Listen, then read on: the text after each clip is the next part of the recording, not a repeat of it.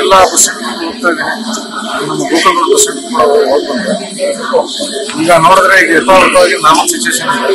ಇಂಥ ಪರಿಸ್ಥಿತಿ ಜನರಿಗೆ ಚೆನ್ನಾಗಿಂತ ಪರಿಸ್ಥಿತಿ ಕಂಡು ಬರ್ತಾ ಇದೆ. ಅದರಲ್ಲಿ ನಮ್ಮ ಡಿವಿಷನ್ ಕಂಟ್ರೋಲ್ ಕೊಟ್ಟಿರೋಂಥ ಸ್ಟ್ಯಾಟಿಸ್ಟಿಕ್ ಪ್ರಕಾರ ಇಲ್ಲಿವರೆಗೂ 164 ಆಪರೇಟ್ ಆಗಬೇಕಾಗಿತ್ತು. ಈಗ 120 ಹುಬ್ಳಿ ರೂರಲ್ ಡಿಪೋದಿಂದ ಆಪರೇಷನ್ ಆಗ್ತಾ ಇದೆ.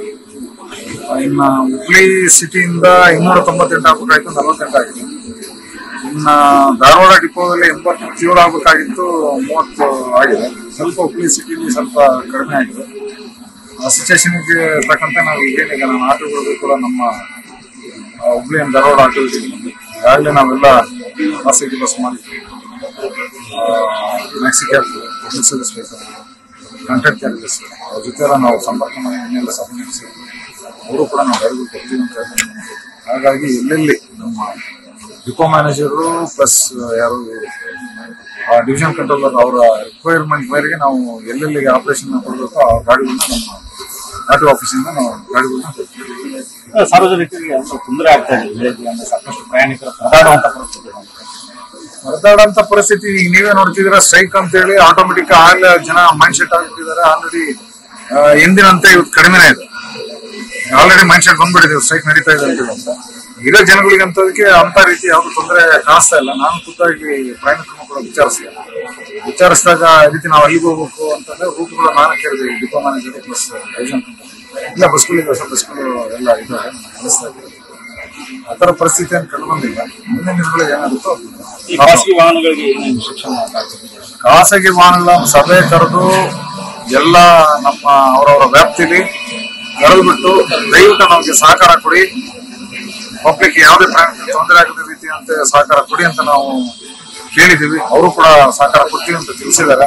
ಹಾಗಾಗಿ ಈಗ ನಮ್ಗೆ ಇವ್ರ ರಿಕ್ವೈರ್ಮೆಂಟ್ ಏನಿದೆ, ನಮ್ಮ ಡಿಪೋ ಮ್ಯಾನೇಜರು ಮತ್ತೆ ಇವರು ಡಿವಿಷನ್ ಕಂಟ್ರೋಲರ್ ಏನು ರಿಕ್ವೈರ್ಮೆಂಟ್ ಮೇಲೆ ನಾವು ಸ್ಕೂಲ್ ಬಸ್ಗಳು, ಪಬ್ಲಿಕ್ ಸರ್ವಿಸ್ ವೆಹಿಕಲ್ಗಳು, ಕಾಂಟ್ರಾಕ್ಟ್ ಕ್ಯಾರೇಜಸ್ ಇತರ ವಾಹನಗಳನ್ನ ನಾವು ಮ್ಯಾಕ್ಸಿ ಕ್ಯಾಬ್ಗಳನ್ನ ಇತರ ವಾಹನಗಳನ್ನ ನಾವು ತಿಳಿಸ್ಕೊಡ್ತೀವಿ. ಈಗ 10 ಗಂಟೆ ಬಸ್ಗಳೆಲ್ಲ ಬರುತ್ತಾರೆ. ಗಂಟೆ ಈಗ ನಮಗೆ ಗೊತ್ತಿಲ್ಲ. ನಾವು ಬನ್ನಿ ಅಂತ ಡ್ರೈವರ್ಗೆ ಹೇಳಿದ್ದೀವಿ. ಅವ್ರು ಬಂದು ಯಾವುದೇ ರೀತಿ ತೊಂದರೆ ಮಾಡಬೇಡಿ ಅಂತ ಹೇಳಿದ್ದೀವಿ.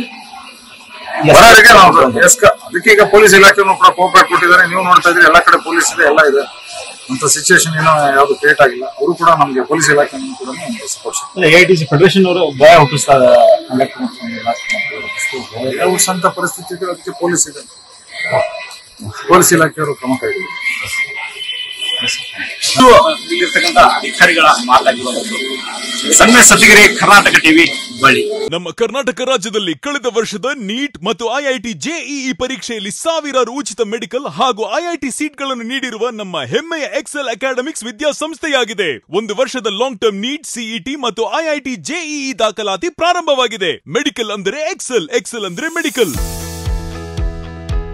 ನಾನು 86 kg ಇದ್ದವಳು 71 kg ಬಂದಿದ್ದೀನಿ. ವಯಸ್ಸಾದ್ಮೇಲೆ ಸ್ಮಾರ್ಟ್ ಆಗಿ ಕಾಣ್ತೀರಾ ಅಂದ್ರೆ ಜಿನ್ನಿ. 126 kg ವೇಟ್ ಇದೆ. ನಾವು ಈಗ 114 kg ಲೆಕ್ಕ ಬಂದಿದ್ದೀವಿ. ಯಾವುದೇ ಸೈಡ್ ಎಫೆಕ್ಟ್ ಆಗಿಲ್ಲ. 84 ರಿಂದ 50 kg ಬಂದೆ. ಆಮೇಲೆ ಸಣ್ಣಗೆ ಫಿಟ್ ಆಗಿದ್ದೀನಿ. ಅದಕ್ಕೆ ನಾನು ಯೂಸ್ ಮಾಡ್ತಾ ಇರೋದು ಜೀನಿ ಸ್ಲಿಮ್. 84 ರಿಂದ 50 kg ಬಂದೆ. ಆಮೇಲೆ ಸಣ್ಣಗೆ ಫಿಟ್ ಆಗಿದ್ದೀನಿ. ಅದಕ್ಕೆ ನಾನು ಯೂಸ್ ಮಾಡ್ತಾ ಇರೋದು ಜೀನಿ ಸ್ಲಿಮ್. ಸಣ್ಣ ಆಗಕ್ಕೆ ಜೀನಿ ಸ್ಲಿಮ್ ಯೂಸ್ ಮಾಡದೆ ಹೆಲ್ದಿನೂ ಅದೇ. ನೀವು ಸಣ್ಣ ಆಗ್ಬೇಕಾ, ಹೆಲ್ದಿ ಆಗ್ಬೇಕಾ? ಹಾಗಿದ್ರೆ ಜೀನಿ ಸ್ಲಿಮ್ ಯೂಸ್ ಮಾಡಿ. ಸಣ್ಣ ಆಗೋದಕ್ಕೆ ಯಾವುದೋ ಪ್ರಾಡಕ್ಟ್ ಹೇಳ್ತಾ ಇದ್ದಾಳೆ, ಏನಾದರೂ ಸೈಡ್ ಎಫೆಕ್ಟ್ಸ್ ಇದೆ ಅಂತ ಯೋಚನೆ ಮಾಡ್ತಾ ಇದ್ದೀರಾ? ಖಂಡಿತ ಇಲ್ಲ. ಯಾಕಂದ್ರೆ ಇದು ಕೆಮಿಕಲ್ ಫ್ರೀ. ಸಣ್ಣ ಆಗಬೇಕು ಅಂದ್ರೆ ಜೀನಿ ಸ್ಲಿಮ್ ಯೂಸ್ ಮಾಡಿ. ಹೆಚ್ಚಿನ ಮಾಹಿತಿಗೆ ಕೆಳಗೆ ಡಿಸ್ಪ್ಲೇ ಆಗ್ತಿರೋ ನಂಬರ್ಗೆ ಕಾಲ್ ಮಾಡಿ.